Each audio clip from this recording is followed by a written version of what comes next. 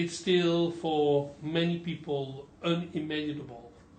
But imagine for a moment that Donald Trump will become president of the United States of America.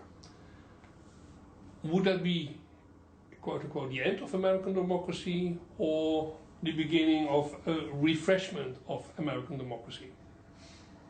One never knows, but I don't think it will be the end. I mean, I think it somewhat depends on how Donald Trump governs. I mean, one thing I can say is that I don't think we know very much about Donald Trump, which is one of the things that's scary about him, but also one of the things that's exciting about him.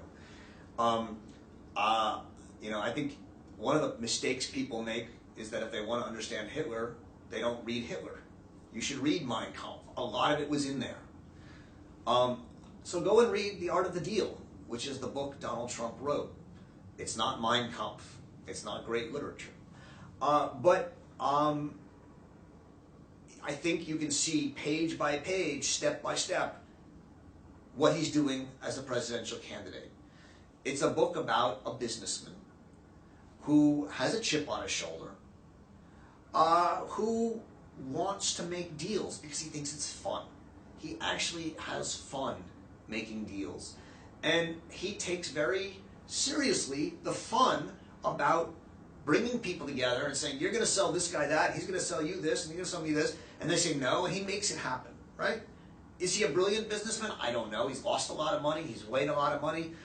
He inherited some money. I'm not involved in that. I don't care. But I don't think Donald Trump's an ideologue.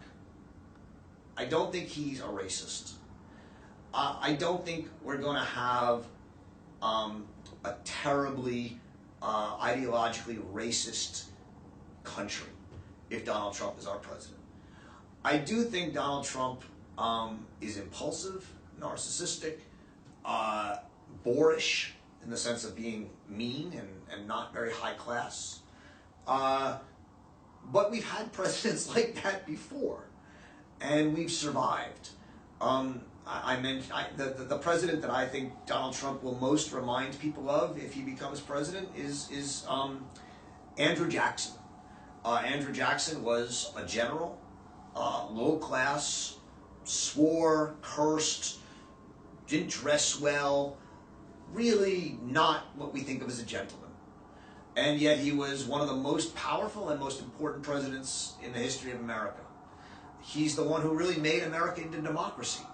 Prior to Andrew Jackson, you know, America was a federal republican, constitutional republic, and Jackson started the political parties as real political forces, and he started fundraising.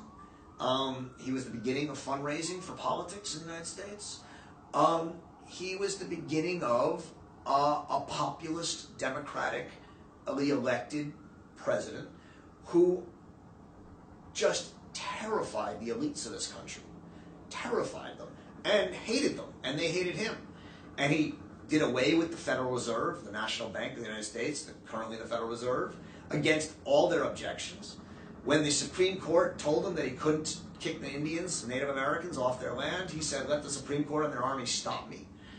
He basically governed as a populist, democratic tyrant. And yet, he was probably the most popular and democratic president we've had. We survived that. My hope is that Trump wouldn't be that bad and we'd survive him too. We may actually get some good things from Donald Trump, just like there's a lot of good things that came out of Andrew Jackson's presidency. He's considered one of the most important presidents in the country. He's on the $20 bill.